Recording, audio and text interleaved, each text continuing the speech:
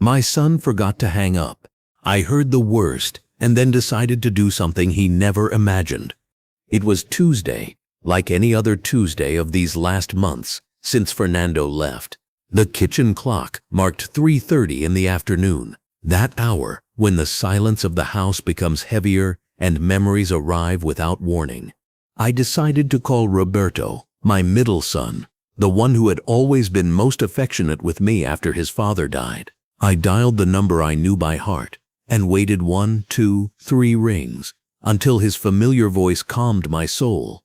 "Hello, Mom." "Hello, my love. How are you? I just wanted to hear your voice for a while." "Oh, Mom, how good that you're calling. I was just thinking about you. How do you feel today? Have you taken your blood pressure pills?" Roberto always asked about my medications. Since Fernando died last year, he had assumed the role of taking care of me. Although at 75, I still managed perfectly well on my own. Well, almost perfectly. "Yes, my dear. I already took them with breakfast." "And Marina? And the grandchildren?" "Everyone's fine, Mom. The kids are still at school." "Hey, have you thought about what we talked about last week? About the residence?" There it was again, the famous Villa Esperanza residence, which Roberto had mentioned several times in recent weeks. According to him, it was a beautiful place, with gardens and activities for people my age, where I would have better medical care and wouldn't be so alone. "Roberto's son, I already told you I'm fine here in my house. This house your father and I bought 40 years ago. Here I raised you 3. Here is my entire life." "I know, Mom. I know. But Marina and I worry so much. You live alone. You have diabetes, high blood pressure, and if something happens to you..." "Nothing is going to happen to me, Roberto. I have Mrs. Carmen, who comes to clean twice a week, Dr. Garcia, who visits me every month, and you all who call me. I'm perfectly fine." Well, don't get upset. We'll talk about this better later." "Yes, now I have to resolve some things here at work. I love you, Mom. I love you too, my love.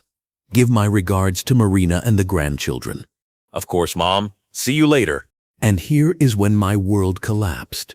I waited for the sound of the phone hanging up, that familiar click that indicates the call ended, but it never came. Instead, I heard background noises, footsteps walking away from the phone, the sound of a door opening, and then Marina's voice, clear as if she were speaking directly to me.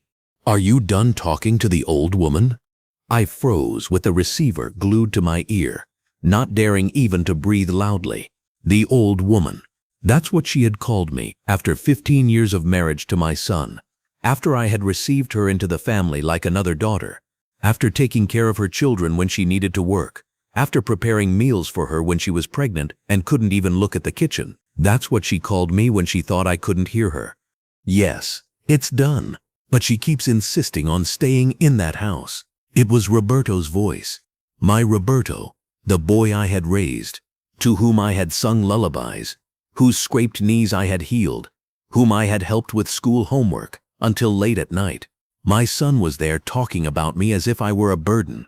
Well, she's going to have to understand that she can't stay there forever, Roberto. That house is worth a fortune. Now it's in the pink zone.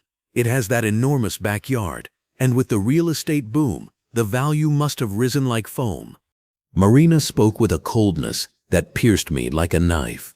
That house, my house, the house where Fernando and I had been happy, where we had planted together the lemon tree that now shaded the entire terrace, where every corner had a story, every mark on the wall, a memory of my children growing up. I know, Marina, but I also can't just throw her out of her own house. It's not about throwing her out, my love. It's about being intelligent.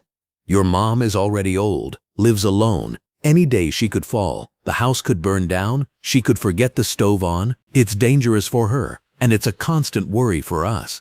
Lie. All lies. I was perfectly fine. Yes, I had diabetes and hypertension, but controlled with medications. Yes, sometimes I forgot my keys, or couldn't remember where I had put my glasses. But that happens to anyone. I had never had a serious domestic accident, never left the stove on, never been a burden to anyone. Besides, Marina continued, and her voice took a more calculating tone, Think about it well. With what that house is worth, we could buy something bigger for us. The children are growing. Sebastian already needs his own room, and Valeria too. We could look for something with a pool in a gated community with 24-hour security. But Marina, it's my mom's house. It was your mom and dad's house. But your dad is already dead, Roberto. And your mom, let's be realistic. How many more years is she going to live? 5, 10 if she's lucky. And meanwhile, that fortune in real estate is sitting there being wasted when we need it, now that we're raising our children. Tears began to roll down my cheeks. How many more years was I going to live? She spoke about me as if I were a temporary obstacle, as if my death were just a matter of time that had to be waited for with patience. Look, Marina continued, and I could hear how she moved around the house, probably making coffee or arranging something, as if this conversation about my future were the most normal thing in the world. I already investigated everything about Villa Esperanza. It's perfect for her. It has 24-hour medical service, activities to keep her active, people her age to talk to. She's going to be much better cared for than living alone in that enormous house. I don't know, Marina. It seems very harsh to me. Roberto, please. Your mom is living in the past. That house is too big for one person. It has 3 bedrooms, 2 full bathrooms, living room, dining room, integral kitchen, laundry room, terrace, and that gigantic garden that she can't even maintain anymore. It's a total waste. It was true that I could no longer prune the rose bushes like before, that the garden had lost some of its former glory since Fernando died. He was the one who took care of the plants while I dedicated myself to the kitchen and the interior of the house. But it was still my garden, my terrace where I had coffee every morning, my kitchen where I still prepared the meals I liked most. Besides, and here Marina's voice became more conspiratorial. Think about it from the legal point of view. If your mom enters a residence, we could manage her assets more easily. You have the legal power they gave you when your dad died, right? Yes. Roberto had a legal power that Fernando and I had signed years earlier, when he was already sick, and we wanted to make sure someone could handle our affairs if something happened to us. It was something common, the lawyer had told us, a normal precaution for people our age. And yes, I have it, but that's only for emergencies, Marina. And what do you think this is? Your mom living alone at her age is an emergency. Look, my love, I know it's difficult, but we have to be practical. With the sale of that house, we could solve many problems. We could buy our new house, put the children in a better school. We could even go on vacation to Europe like we had dreamed. Europe? How curious. With the money from the sale of my house, they would go to Europe. My house, where I had lived half my life, where I had been happy with the man I loved for 48 years, would become European vacations for Marina and Roberto. I don't know, it seems very strong to me to do that behind my mom's back. Behind her back? Roberto, please, we're not talking about deceiving her. We're going to explain to her that it's for her own good, that in the residence she'll be better cared for, safer, more accompanied. At first she'll resist, obviously, but later she'll realize it was the best decision. And if she doesn't want to sign, that question froze my blood. Sign what? What paper were they talking about? That's why you have the legal power, my love. If the doctor certifies that she can no longer make decisions for herself, you can do it for her. I already spoke with my cousin Letitia, the one who's a geriatrician, and she told me it's easier than it seems, especially with older people who have diabetes and high blood pressure. You can always argue that they have episodes of confusion or memory loss. But my mom is perfectly lucid, Marina. Oh yes. Didn't she tell you last week that she had seen your dad sitting in the living room watching television? Didn't she get confused when you called her and asked if you had already arrived from school as if you were still a child? My heart stopped. Yes, I had had those episodes twice in the last month. I had sworn to see Fernando in his favorite chair, reading the newspaper as he had done for so many years.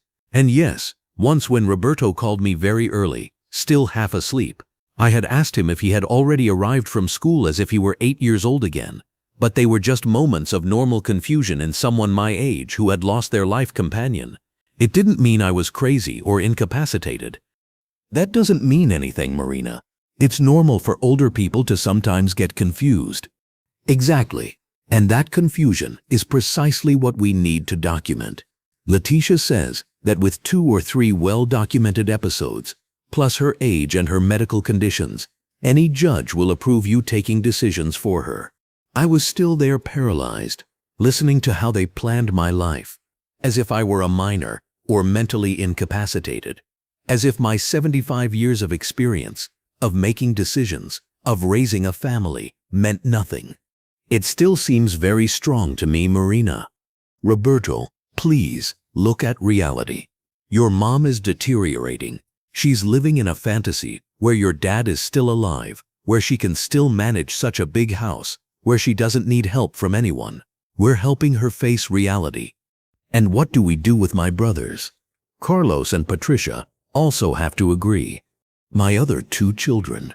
Carlos, the eldest, lived in the United States with his family. Patricia, the youngest, was in Medellin with her husband and their 3 children. Both came to visit me every 6 months. They called me every week, but they lived far away, and Roberto had become the one who took care of practical matters. Roberto, your brothers live far away. They don't see the day-to-day reality like we do. Besides, think about it. It's also for their good. When your mom dies, they're going to inherit in equal parts, right? But if by then we have to pay years of residence, medical expenses, specialized medications, the inheritance will be reduced a lot. I hadn't thought about that. That's why I'm here, my love, to think about these things. If we sell the house now, we can invest the money, make it grow. When it's time for the inheritance, your brothers are going to receive much more than they would if we let care expenses eat up everything. How intelligent Marina sounded. How well planned. She had everything. She had even thought about my other children, how to benefit them economically with my misfortune. Of course, she didn't mention that. Meanwhile, she and Roberto would live in a bigger house, bought with the money from the sale of mine. And how much do you think we could get for the house? Oh, Roberto, I already did my research. A similar house on the next block sold last month for 350 million pesos. But your mom's is bigger, has better location, and that lot is worth gold. I think we could ask for 400 million easily. 200 million pesos. That's what my house was worth, my home, my life. For Marina, they were simply numbers, a business opportunity. For me, it was everything I had in the world. Have you already found out how much Villa Esperanza costs? Yes, of course. It's 2.5 million per month. Everything included. Food, medical service, activities, laundry, everything. It seems expensive, but think about it. That's 30 million per year. Even if your mom lives 10 more years, it would be 300 million. We'd still have 100 million free. 100 million free. After paying for my golden prison for 10 years, they would still have 100 million pesos to enjoy. How generous Marina was with my own assets. I don't know, Marina. All this seems very calculated to me. And it has to be calculated, Roberto, please understand. I'm not just thinking about us, I'm thinking about the whole family. Your mom is going to be better cared for. We're going to be able to give our children a better life. Your brothers are going to inherit more money. Everyone wins. Everyone except me, I thought. But apparently my opinion didn't count in this so perfectly calculated equation. Besides, Marina continued, and her voice now sounded softer, more manipulative. Think about it from the emotional point of view. Your mom is depressed since your dad died. She's alone, sad, living on memories.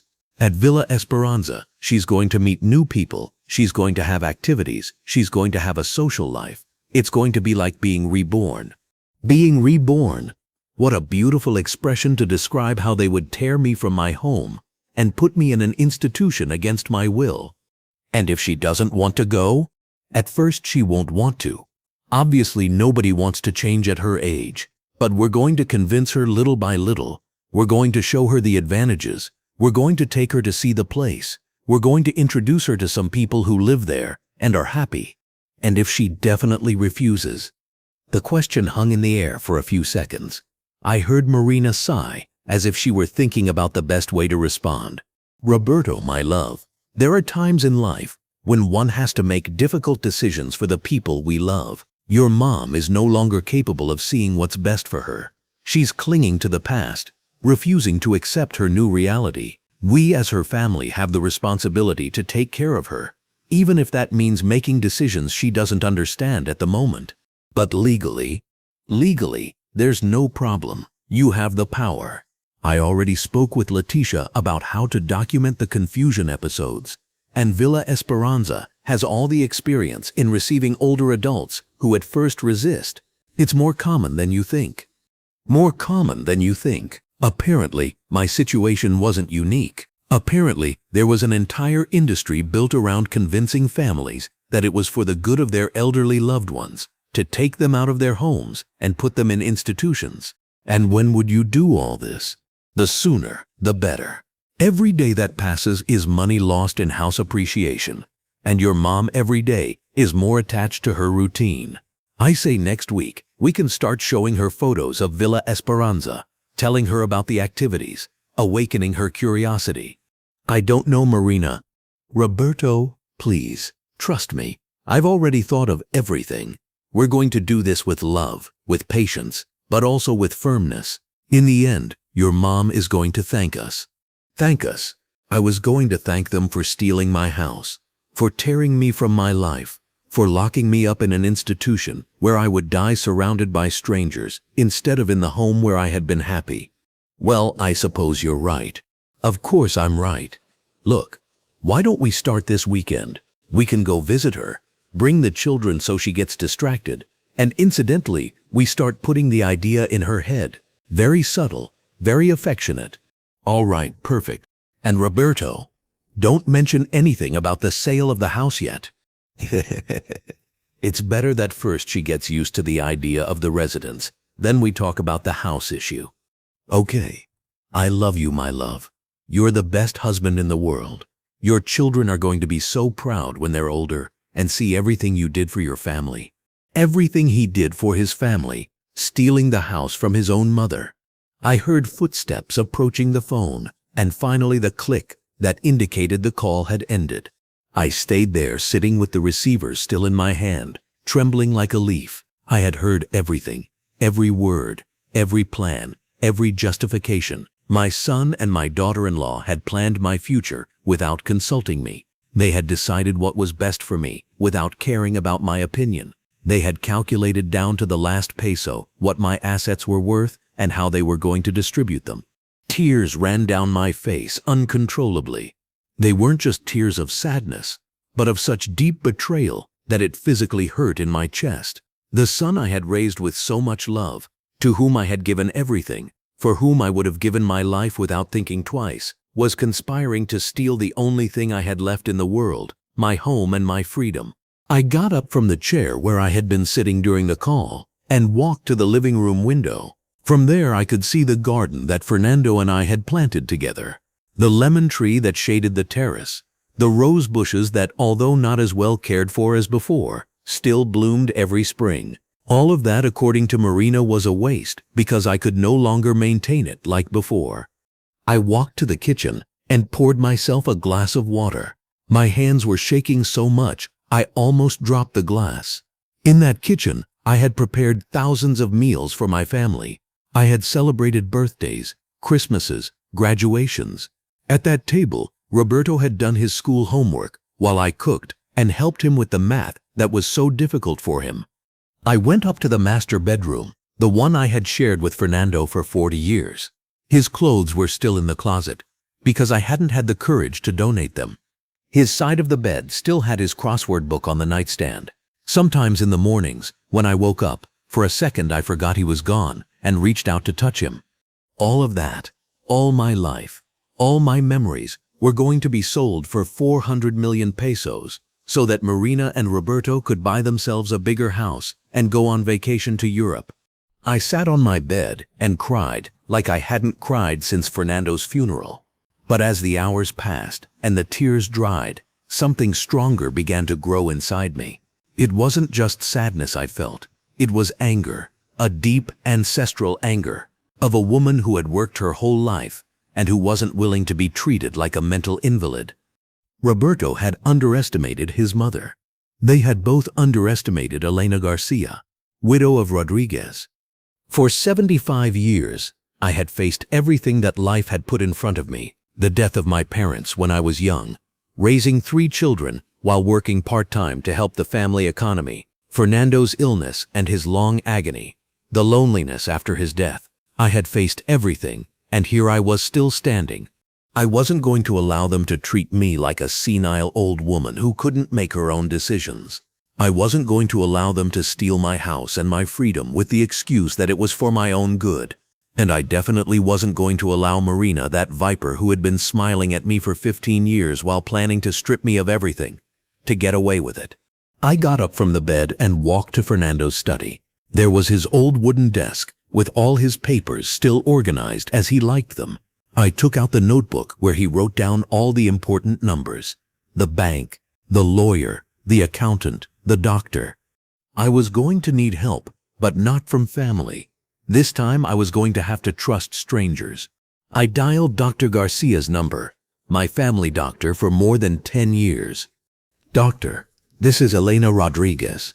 Excuse me for bothering you so late, but I need to ask you for a very important favor. I need you to do some complete examinations to prove that I'm in perfect use of my mental faculties." "Yes, doctor. I know it sounds strange, but it's very important. It could be tomorrow morning." Dr. Garcia, who knew me well, agreed to see me the next day, early in the morning.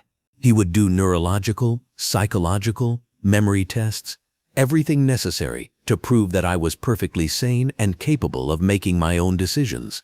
Then I called the lawyer who had handled Fernando's affairs. "Dr. Hernandez, this is Elena Rodriguez, Fernando Rodriguez's widow. I need to see you urgently to review some legal documents we signed a few years ago, specifically the power we gave to our son Roberto." Yes, tomorrow afternoon would be perfect. Finally, I called my other 2 children. First, Carlos in Miami. "Carlos, my love, it's Mom. Yes, I'm fine, but I need to talk to you about something very serious. Can you make time to talk calmly? It's about Roberto and a very delicate situation."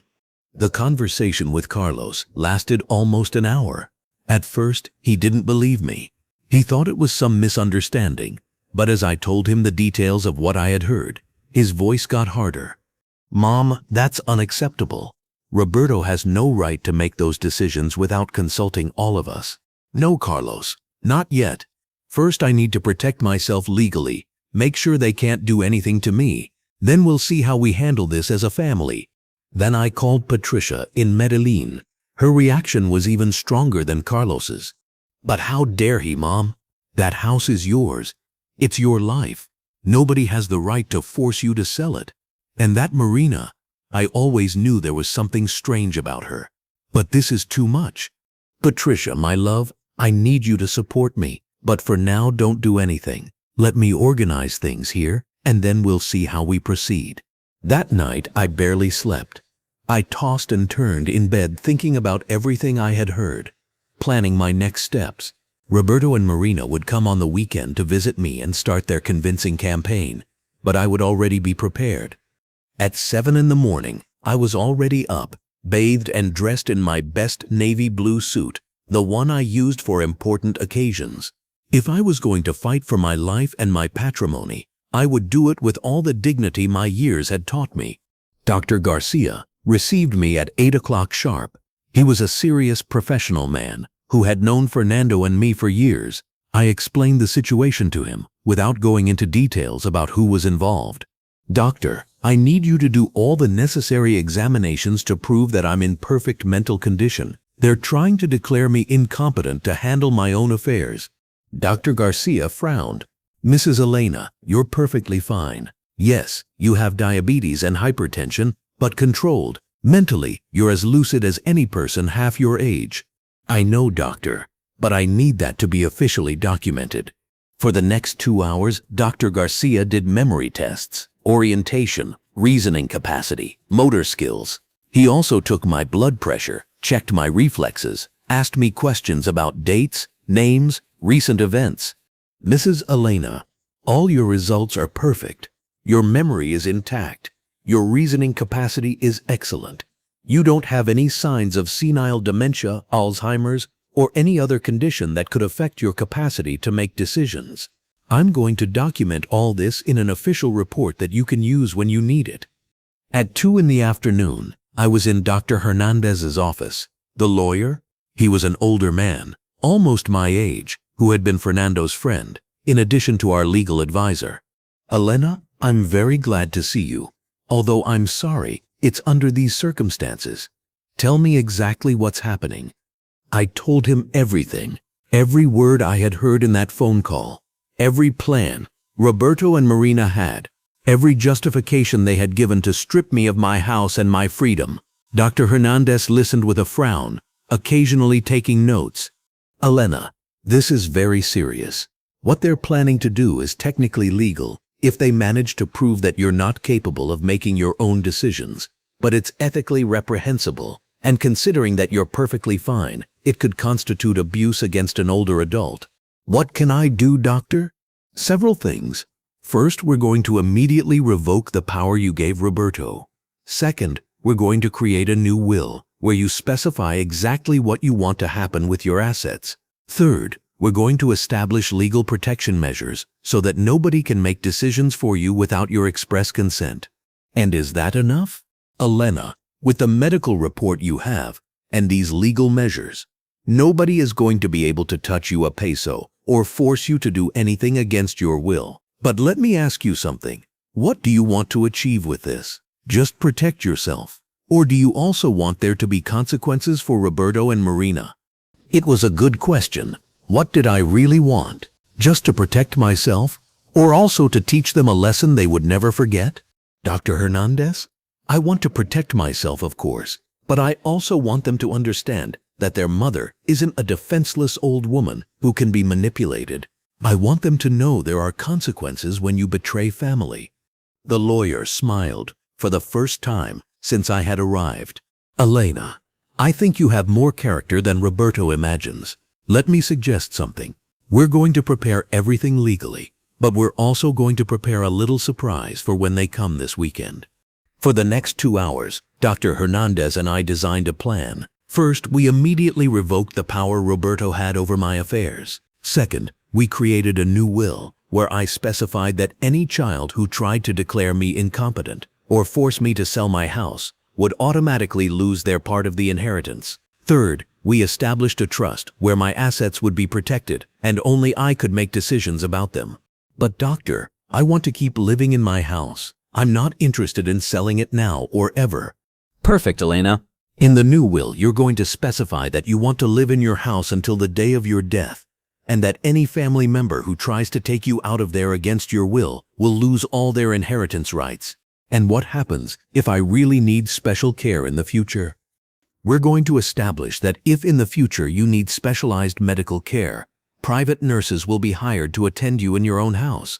And only if a panel of 3 independent doctors certifies that it's absolutely impossible to give you the care you need at home, then and only then could you consider a residence, but always with your express consent and never selling the house.